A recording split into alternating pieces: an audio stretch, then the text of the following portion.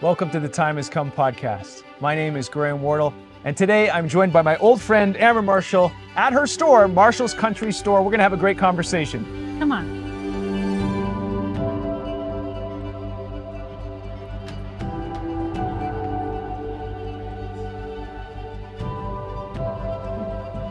Thanks, Amber, for having us here in My your new pleasure. store. I know. It's been a year since I was talking to you last, and you were just getting started. So how's it been the last year? What do you think? It looks great. It looks great. I like what Thank you've you. done. I think you've changed a few things. You've oriented things a few different ways. Yeah. It's opened up the space too. It's really amazing what a year does. You know, when you look back and you think, oh, I've done all this in a year. Yeah. And it's been a really fun process too. And I think that's one thing that you know that you're doing the right thing is when it's enjoyable. And when you keep coming back in, you're like, oh, this is cool. Okay, let's do this. Let's do that. As opposed to being like, oh, I gotta go to the work. store. Yeah. And even for me, I find it very therapeutic and kind of meditating because I'll do a full day on set and I will drive by the store and I'll say, you know what, I'm going to go in for an hour and just kind of tinker and do little things. And I think that shows that I am still really enjoying it. Yeah. And that's kind of my wind down time. A lot of times I talk about my wind down time as wandering through the field with my animals. And I still love to do that, don't get me wrong. But sometimes, especially if it's cold outside, instead of just going straight home and going on my phone or whatever I might do, it's like, oh, I'm going to go and I'm going to tweak some clothing and see what we need and that sort of stuff as well. So you're inspired by this process. It doesn't feel like work to you. It's just a flowing No, and don't get me wrong, there's There's work. component of work Yeah, for yeah. sure. And there's some days when I'm really tired and I'm like, I gotta get this order in, or I gotta pay these invoices, or there's things like that that are always, those aren't the most fun, but at the same time, there's elements that kind of just clear that away and keep it interesting. And Well, it's beautiful. Well, thanks for having us here. This is great. I got a bunch of fun questions for you, some rapid fire stuff. And then after, we're going to go on a bit of a Okay. walk, have a bit of an adventure. nice. So I think we got lots to look forward to in Yes. this episode. Oh, I'm excited.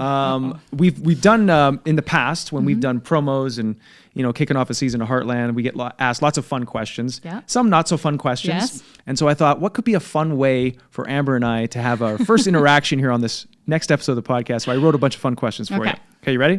Yes. Okay. You're responsible for gathering 5 different animals to get on Noah's Ark before the flood.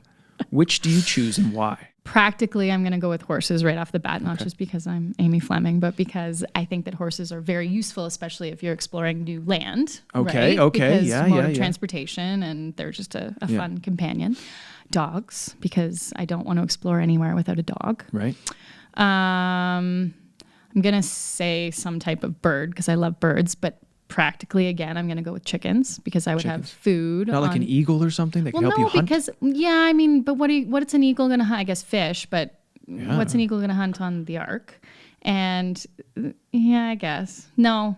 You want I'm chickens? still going with chickens. Okay, Because yeah. I just find that they're very reliable. Okay. An eagle Reliable? might not be. Yeah, okay. Eagles only hunt when they're hungry, too. They won't hunt for you if they're full. What about a hawk? So, Could you train a same hawk? thing. Oh, No. okay. Yeah, All right. they have to fly on an empty tummy, so it's not great. Horses, dogs, chickens, 2 more. Maybe versus dogs, chickens. Okay. And I guess I don't need fish because I'm in an ocean. Yeah, let's keep it land animals for this hypothetical Noah's Ark saving the world question. Cats, because there would probably Cats? be rat infestation on the boat. So that Okay, keeps everybody okay. healthy Yeah, and yeah. clean, and Smart. cats are fun. Smart. And then something fun, like an ostrich or something. Like so an that ostrich, when you okay. get to your new land, you just see an ostrich run around. You're like, this place is great. Okay, awesome. What's your favorite toy as a child? Probably stuffed animals. I wasn't really a Barbie kid, or I loved creating my own farm with my animals, like my stuffed animals, and I would set up all these different enclosures. I remember I would take all my mom's potted plants and bring them into the living room and like create a jungle. Oh, cool. And I would have all my animals and in different enclosures and things. So you're doing make-believe as a kid. always. And But now- what kid doesn't do make-believe? That's true, right. It's just my make-believe was very tailored to who I still am today and who I'm still making believe that I am. Right. Okay. Right? There you go. As a kid, what was your favorite late-night snack? As a kid, I'm not a snacker. I'm going to say as a kid, it's still what it is today, which would be cereal. Cereal? Yeah. What's your favorite cereal?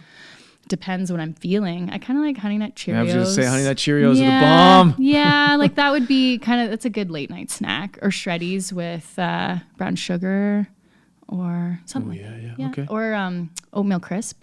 That's always a good one. Oh, yeah. Almonds and stuff in it. What's your best birthday you've ever gone to? Or your own? Okay. Best birthday party, best birthday experience. Yeah, I think the best birthday experiences are ones that things that you don't normally do, right? When you do something that you're like, let's all get together and do this, because you wouldn't normally do it. It's your excuse because it's your birthday. Yeah, and a girlfriend of mine, we had a really fun birthday for her not too long ago, and we rented a limo. We drove into Calgary, and we went to this hidden speakeasy. So it was really cool because you go into this back alley basically and into this convenience store, and then you have to say the magic password. And what was a convenience store? Like 7-Eleven or something? Yeah, it wasn't a 7-Eleven. Okay, okay. I think was it was a actually fake one or was it a real convenience? No, it was a real one. It was a real one? Yeah. Oh, And it cool. was the front to this place. Oh, cool. And then you say the magic password, and then this like vending machine opens up as a door, and then you go down the stairs, and then it was just really cool. And that's something that that's super fun. You wouldn't just do. Yeah. So yeah, I like that. That's great. First celebrity crush. I don't know. Did you ever watch a show when you were a kid and be like, Freddie Prinze Jr., he's the best? Not really. No? I didn't really watch shows as a kid like that. You were outside playing. I was outside playing, and I watched a lot of Discovery Channel, I have to say. I was really into like the animal shows. Yeah, like National Geographic, and go figure. I don't really remember watching a lot of like teen shows or movies or anything like that. Okay. What was your favorite show on Discovery Channel? Do you remember? Or favorite animal when you were a kid? A favorite animal when I was a kid? You're watching Discovery Channel. You're like, oh, it's Shark Week or it's this. Or... I really liked. Now I can't even remember what they're called. They're like this little hamster, and I remember watching a full Discovery Channel on them. They start with P. Oh, we'll put the name below when the episode airs. Okay. And I remember watching it and being like, I need one of those. Like I was like this kid. I'm like, how do I get one of those? You've always been like this. It's true. It is true. I think as a kid, I always wanted a house bird because that was the one thing. My parents were really good at letting me have whatever I wanted in the animal world. I had rabbits and fish and turtles and dogs and cats and all the critters, but they were very against me having a bird.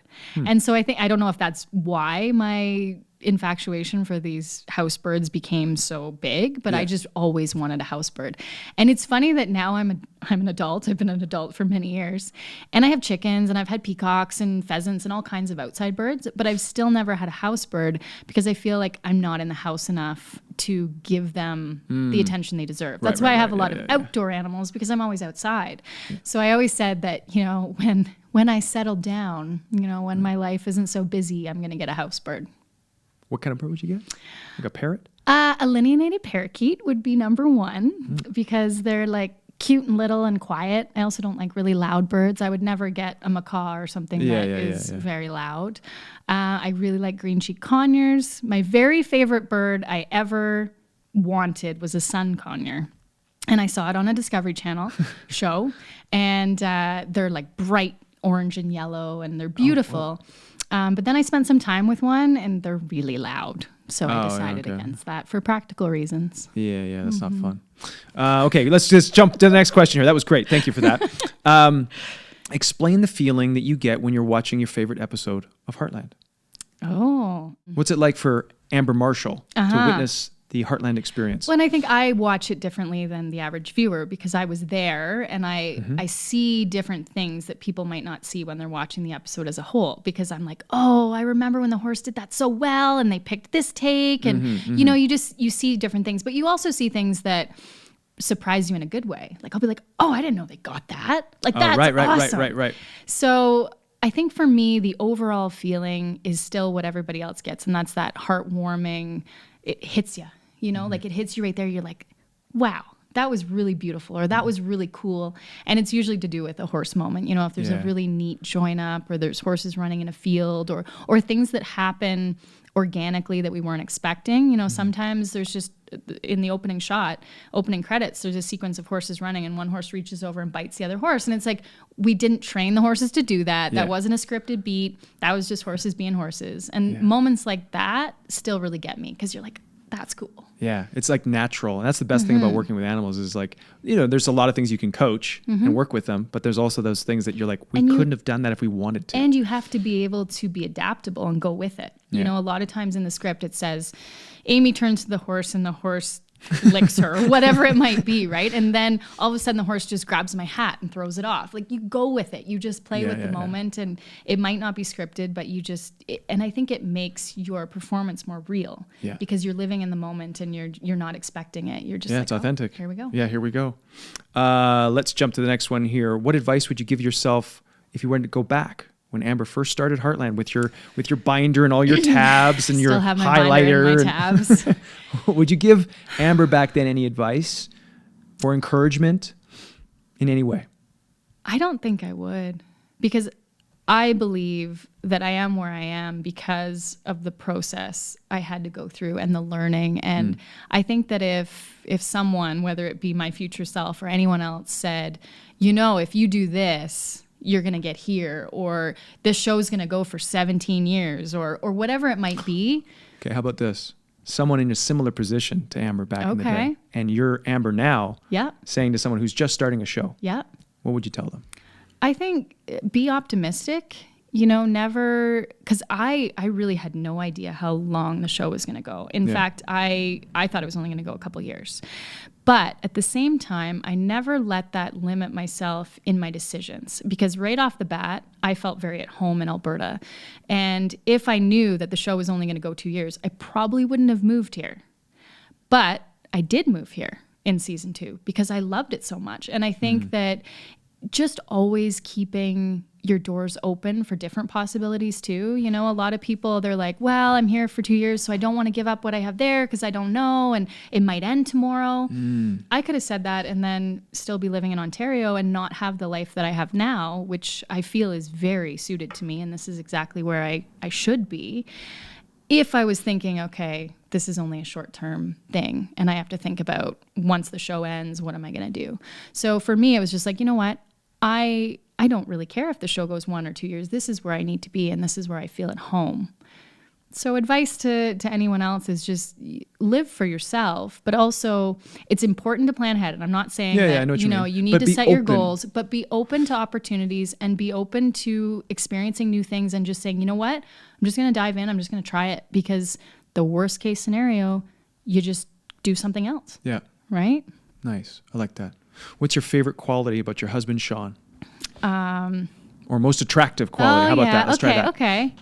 Hardworking, for sure.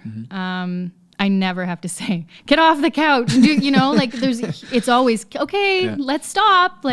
I was just messaging him before this, and he's still out in the skid steer doing stuff and moving dirt and doing, I think for me, because I'm such a busy person, that I need to be with someone that's also equally busy? as busy. Otherwise, I think it would drive me nuts. So how do you guys slow down then? We don't.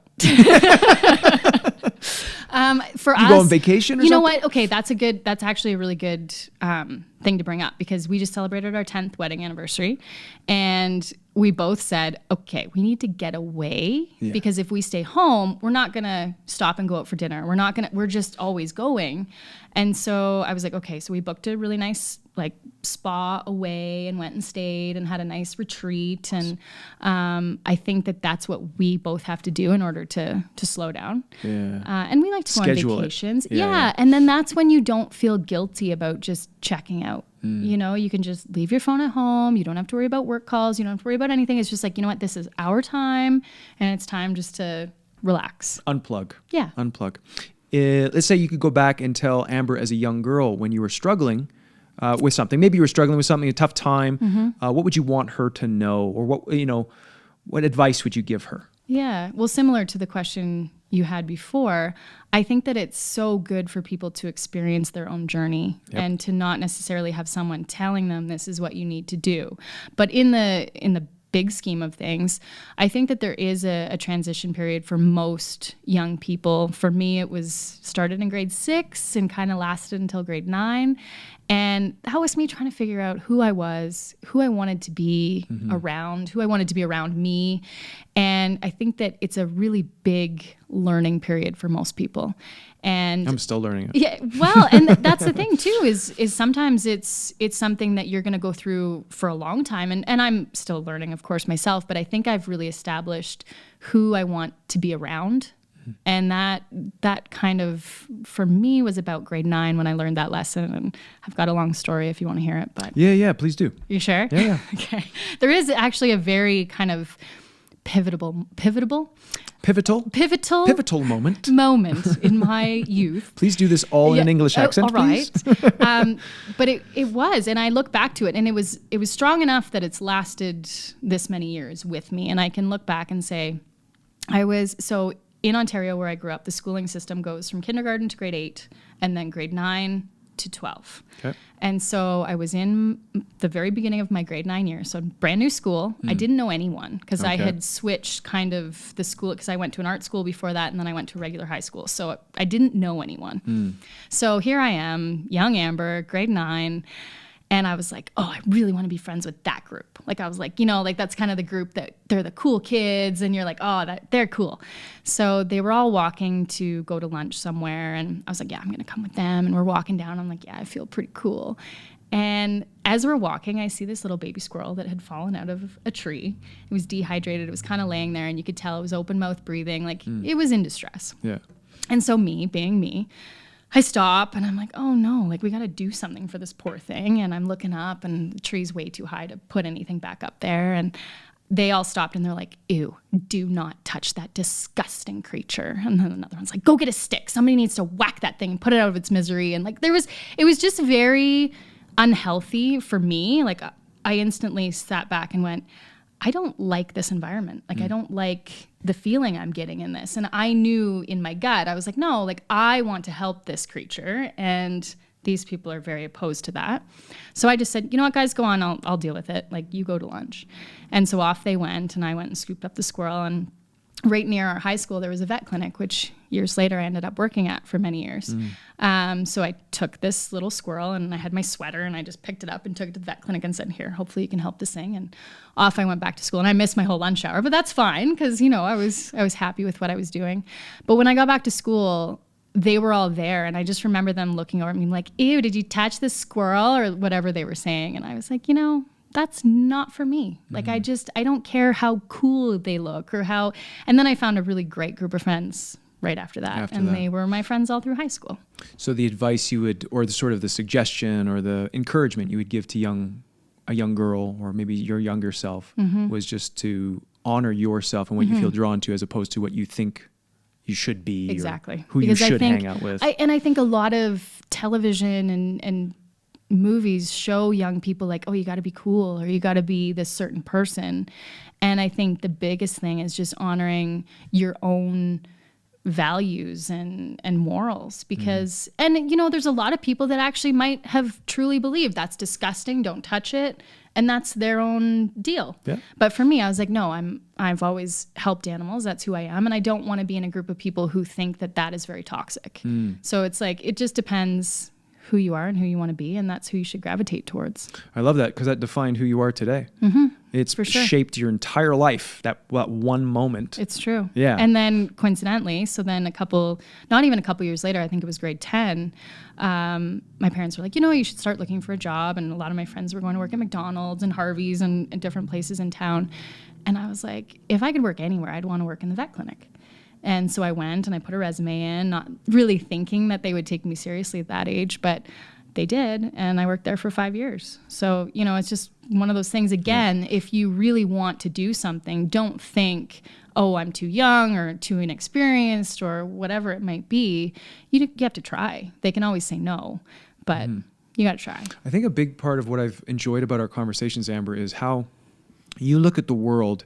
And because I believe that you probably didn't watch a lot of TV, you watched a lot of Discovery, but you didn't watch a lot of the regular TV that people watch. Your operating system, the way you see the world is, and that you've talked to me about this before, like even the way you sort of spiritually see the world is you look at nature. You see nature for lessons and to reflect back to you how to live your life. So I want to ask you about your values, or your, I think, what'd you say? Your values. what are your highest values? What are the values that you uphold the most, that you're like, these are very important to me and I don't want to breach these? What do you stand up for in terms of the values that you have in your life? I think that for me, it's being true to who you are and who you are down here, not who you think you should be. Because I think a lot of people confuse the two of them. They think, oh, people see me as this. People want me to be this person, so that's who I'm going to project. Mm-hmm. And for me, it's like, what do I feel when I do something? Does it feel right? Because we all know. We all have an inner gauge of, does this feel like I'm doing it for me, or does this feel like I'm doing it for other people? And it's really hard in our industry because you have a lot more eyes on you, and you have a lot of people saying like, tell me, you're a role model, you're an example to all these people. And I think a lot of people fall into two different categories.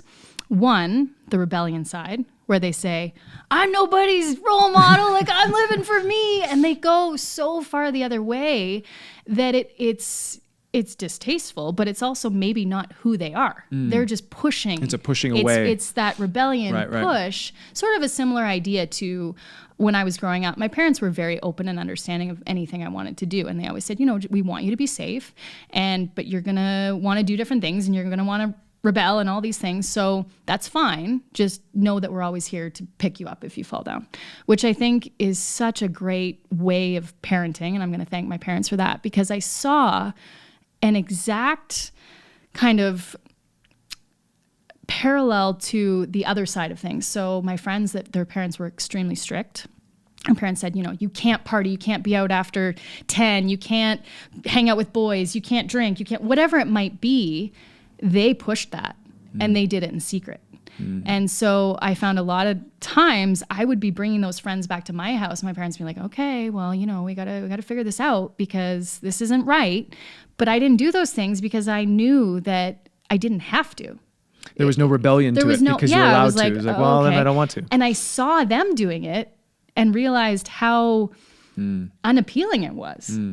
So I think that kind of set me up, and the same goes for being in the position that we're in right now, where people are looking at us saying, you have to set this example. And I think for me, that example is just be true to who you are. If you, and everybody's different. And I know, because my mom, who I love dearly, loves socializing. She loves going out and partying, and she tries to pull me out all the time. She's like, come on, let's go out and party. And I love her for it. But I'm always like, Mom, that's not me. Like, I want to go home. I want to be by myself. I don't want to go out and party. And the industry that we're in is a lot of attention when we are with people. So it's like, when I'm on set, there's people touching my face, touching my hair, making sure my clothes are okay. There's people around me all the time, which I don't mind because I'm in that headspace. I'm ready for it. But then when I want to check out, I just want to go to my backfield by myself. Like, there's a lot of times I get home, and Sean knows this over the years because he's lived with me for many years, but I don't want to be with anyone. Like, I just want to sit in a field and just kind of just be with myself. Yeah, zone out. And then I'm ready to come in, and I do want that attention and to be with people. But I think that everybody has their own way of just that settling. And here I'm going to go back to another person that some viewers of this might remember, Cindy Busby. Cindy gets her energy from other people. And she said this. She says, I love the buzz of people. And that's what makes her feel whole. And for me, being by myself makes me feel whole. So there's and that's not to say that she only wants to be with people and that I only want to be by myself. But I think that everybody has their own way of how they recharge and how they kind of set that dial back to zero. And so that's all I'm saying. That was a big... Would you say then that your value would be true to yourself, whatever that is for you? That would be the highest value, is authenticity. And don't let other people tell you that you need to be a certain way, because you'll feel it and you'll know it's not right. Yeah. And so I can say whatever I want to young people, but everybody's different. What do you tell people that feel uncomfortable when they're not accepted for who they feel they are? I think that you have to find that group of people that understands you. And it doesn't mean that they share your values, but they understand them. And for me, my friend group has changed over the years, but I think the people I hang out with now aren't necessarily the same as me, but they understand who I am. And they also allow me to be that person. yourself. So if I don't call them for a month, they're not like, why are you mad at me? They understand. They're like, you're busy. I get it. Whenever you want to hang out, reach out. Okay. And those are the types of people that I gravitate to now, as opposed to people that are like, why didn't you call me? What have you been doing? You know, it's like, do you not even like me? It's like, okay. I only sent you that text one time, Amber. You know what I mean, though? I think we find people that are... I know what you're talking about. Yeah, that just understand us. Yeah. Yeah. I love that. Well, thank you, Amber, for these rapid fire questions. That wasn't very rapid fire. That wasn't rapid fire? Well, I tried. Well, I mean, you were rapid fire on the questions. And the answers. Yeah, my answers were a little long. My last one was, when does filming begin on the Heartland Aloha Adventure, the 2-hour special? Oh, man. You know what? It's funny you say that because our producer, Mike Weinberg, was on set a couple days ago. And I said, so are we going to Hawaii for a Christmas movie? And he goes, Amber. He's like, I can't do that. I said, but why? And he actually explained all the reasons why he can't. Has to do with Canadian funding, CBC, rights, and all these different things. And we can't leave Canada, apparently. So Tofino would be the next best thing, I guess. Okay. Yeah. That would be good, too. Yeah, but then that has to be in the summer. And then we're usually shooting a season in the summer. So you never know. Maybe one day. Mm-hmm. Well, let's go on a little adventure and continue our conversation. Sounds good. Okay.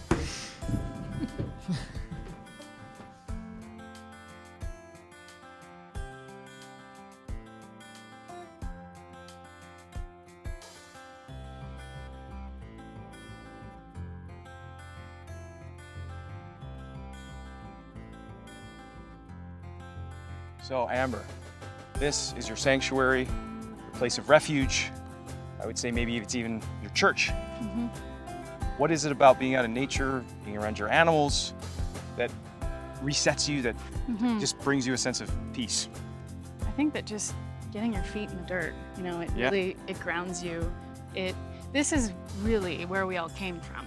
And so many people have gotten so far out of touch from that. And if you're just walking, from your house on the concrete sidewalk to the grocery store where you buy your food and then you go back home and you prepare it, I think you lose sight of what this was. Yes. And for me, I love just being able to walk out here and go and grab some fresh raspberries. Yes. And taste those and just really understand what it means to live. Yeah. And I think that just be connected to the world around you.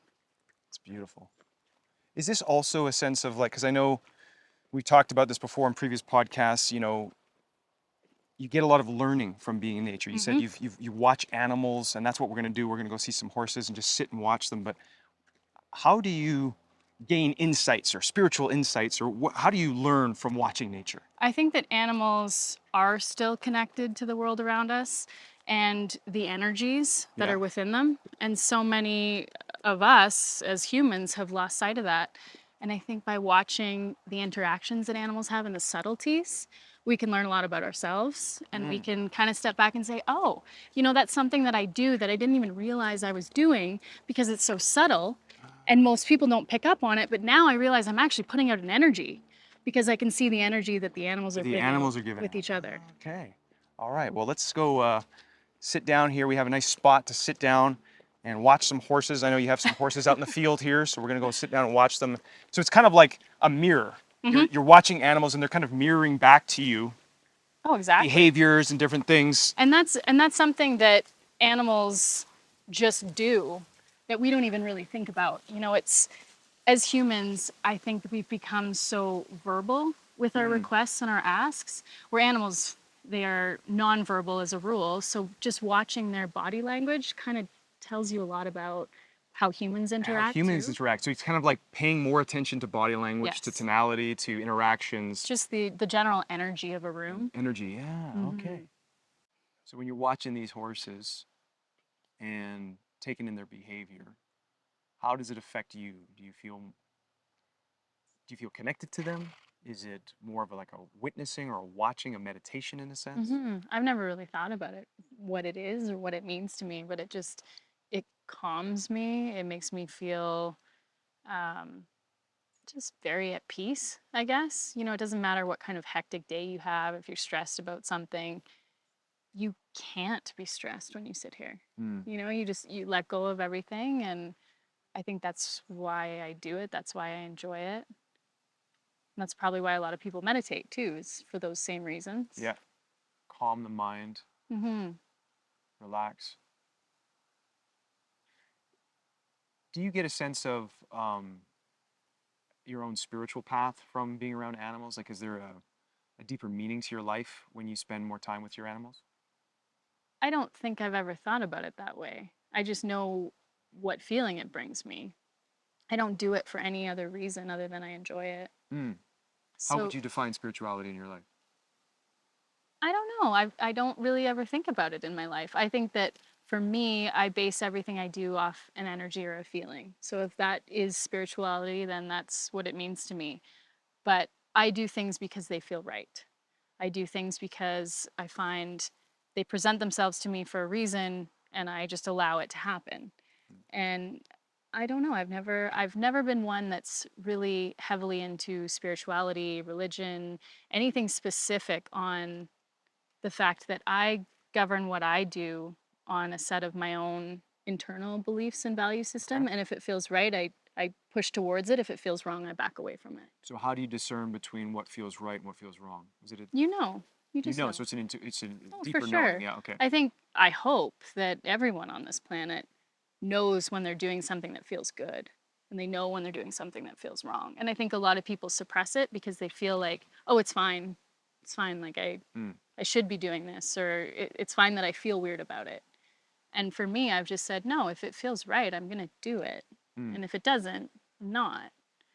So I don't know how to describe that other than, you know. Yep. No, I like that. I think that's perfectly simple and beautiful in the way, and because sometimes simplicity is harder to, a lot of people make things over complex. They're Mm-hmm. too complicated. Mm-hmm. And having something, a simple way of looking at it is like, does this resonate with me, feel good Mm-hmm. on a very simple level? It's very easy to move towards that and move away from the things that don't. But I Well, also, go yeah. ahead. No. I was going to say, but it also requires you to be quiet and to listen, because if you're super Yeah. distracted and busy, you might not be able to. For sure, but I am that person. Yeah. I don't, and I am a busy person, but I'm a quiet person. I don't like a lot of external things going on. Like I want to focus on one thing at a time. And I also find that people and animals are very similar in a lot of their needs and wants and desires. You know, we all need food, we all need shelter, we all need companionship. And by watching the structure of, let's say, these horses right now, you know, top of their mind is, I need food and water.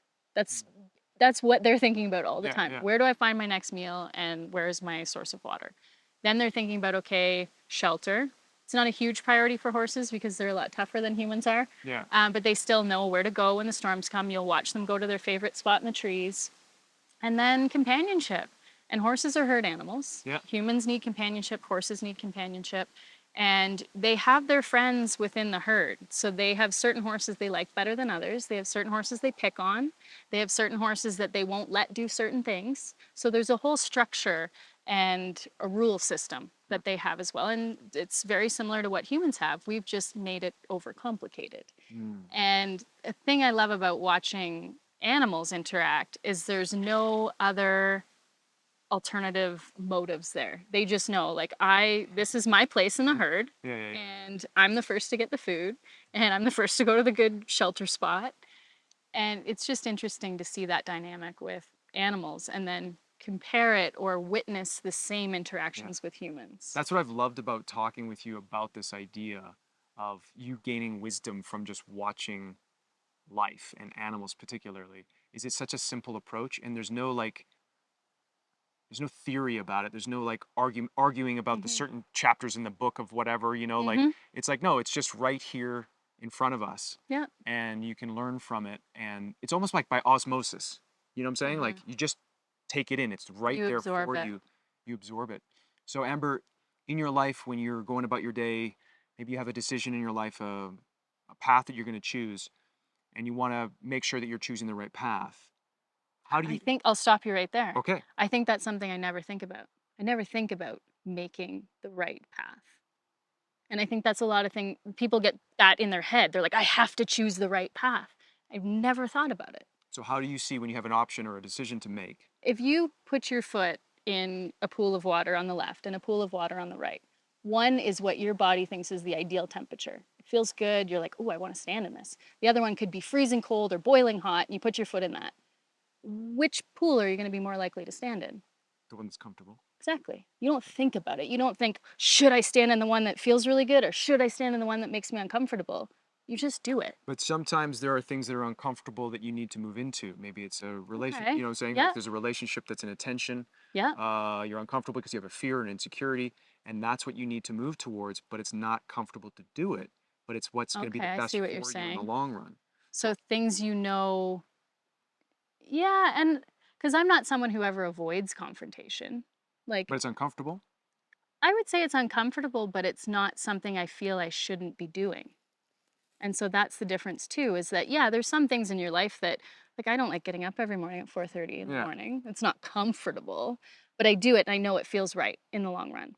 So if there's certain conversations you have to have or things that you're moving towards that don't quite feel comfortable, you should still know they're right. It's the right thing you're doing.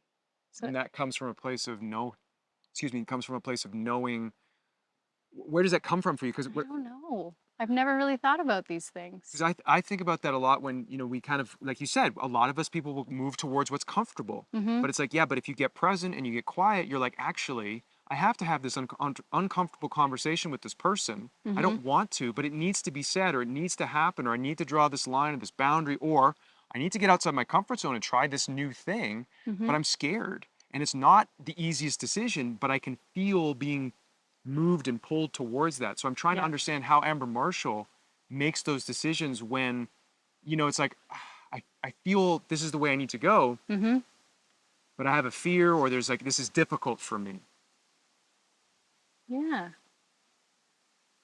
I don't know. I think I've always been in this perpetual motion of things that happen that you just embrace them.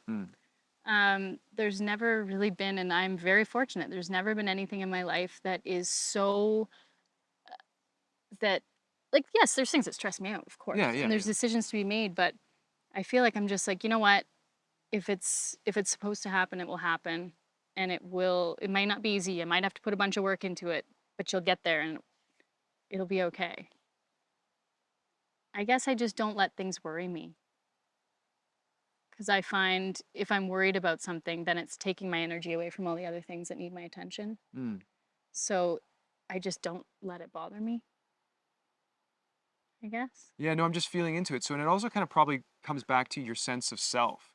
At a young age, you were sharing earlier about how you were like you were going to take care of that squirrel, Mm-hmm. and you weren't concerned as much with what other people thought of you. You're just like, this is what needs to be done, Mm-hmm. and this is who I am, and this is what I want to do. And so I feel like maybe that is what's sort of informing your basis for decision making in these areas where a lot of people will have an insecurity of like, oh, what if I make the wrong decision? Yeah. What if I think, this is going to be more uncomfortable, whatever? Mm-hmm. And you have a stronger sense of being present with yourself, or, knowing yourself, that you're like, oh no, this is what needs to be done. And yeah, it's uncomfortable. I have to get up, or I have to have Mm-hmm. this uncomfortable conversation.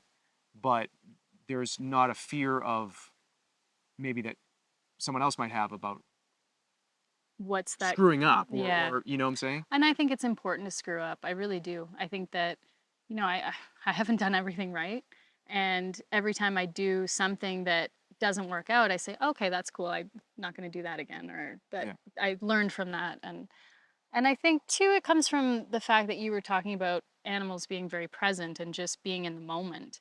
And I try to live my life that way a lot of times too. It's like, yes, there's lots of things that need to happen tomorrow, but what is happening right now? Mm. And if you don't worry about the future, you can be more present today and enjoy it more. I like that. Thank you for sharing that. Well, I think this has been a great conversation. I've enjoyed catching up with you again. Likewise. Having the fun questions there in your store, out for a little walk in nature, watching some horses and animals, and just deeper dive into your philosophy. And I call it your spirituality, but it's more like your operating system of just how you see the world and how it informs your decisions and just your sense of being. It's very simple. And I like that. And I think that's a beautiful thing that I hope other people can sort of, if they're feeling it's overcomplicated, or they're feeling like, oh my gosh, like there's all these things that are conflicting, different belief systems, that maybe they can get out into nature and witness I some do. animals I and just kind of honestly believe, osmosis. because I do feel when I'm, for example, this winter I was in Newfoundland, right in St. John's for 3 weeks. I wasn't able to get out and do what I'm doing right now. And I went for walks every day, but it was in the city. There was lots of noise. And I felt very unsettled. I really did. So I can see where the environment plays a huge factor on how you feel. Yeah. And for me, this is where I find my peace. And this is kind of what grounds me and what keeps me, I think, just knowing that I make the right decisions, and that because they're based in a place of this. Yeah, that's awesome. Well, before we wrap up, can you share with everybody and myself what's coming up in the next season of your show, Heartland? What journeys does Amy go on? What can people expect? Season 17.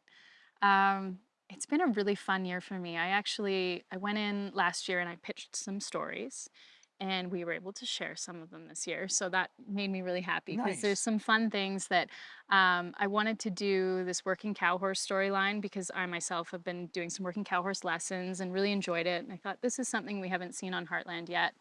And so then there's some new characters, some really interesting new characters. I haven't really given anything away yet. Let me see. Carrie James and I have some really fun scenes. Oh, yes, There's I've heard about one this. scene where I'm out of town. I get locked out of my hotel room, and Caleb has to come and try to help me get into my hotel room, and it ends with him falling through the window, and it was quite fun to shoot. So we've had a lot of laughs this year, a lot of fun, and a lot of really cool horse stories, as per usual. Yeah.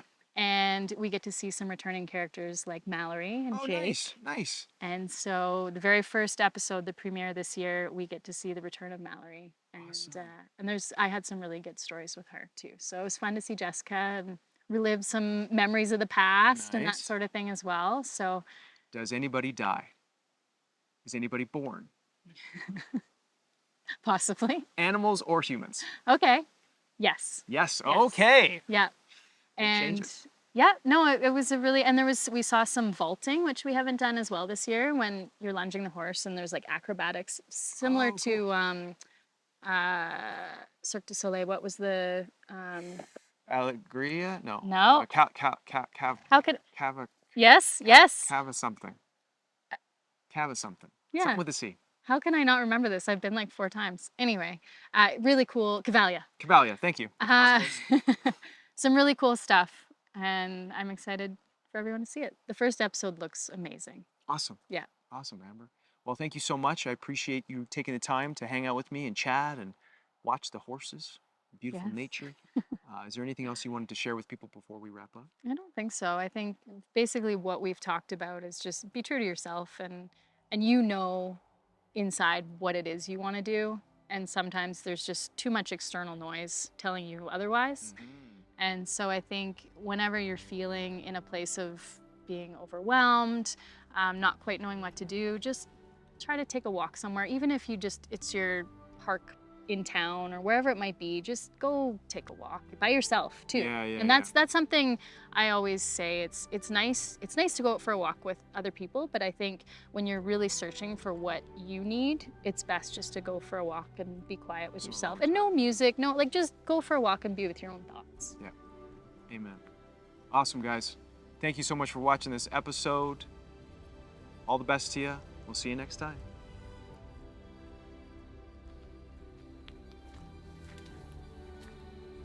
Well, that's it, my friends. I hope you enjoyed this episode.